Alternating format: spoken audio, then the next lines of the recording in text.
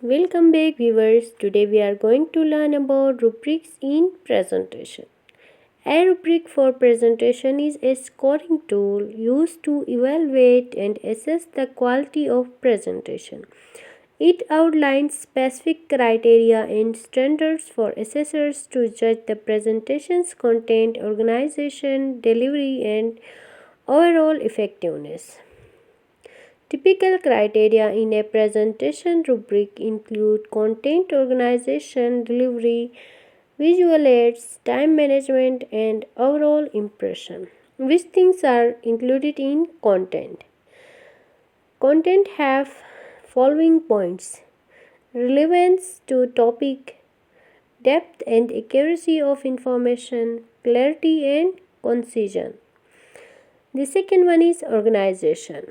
Organization have the following key points, which are logical structure and flow, effective use of transitions and connections, clear introduction and conclusion. The third one is delivery. Delivery has the following strategies,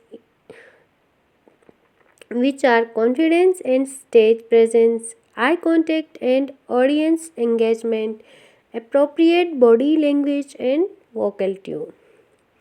The fourth one is visual aids. Why we use visual aids in a presentation?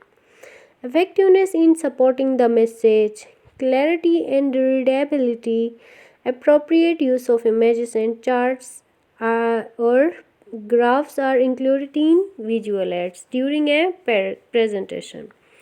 Time management. Time management is an important part of presentation which leads to adherence to time limits, effective use of time limit for question and answer.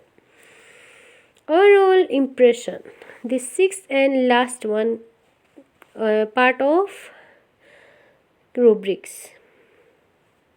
Engagement and interest generated, professionalism and credibility demonstrated in all our impression.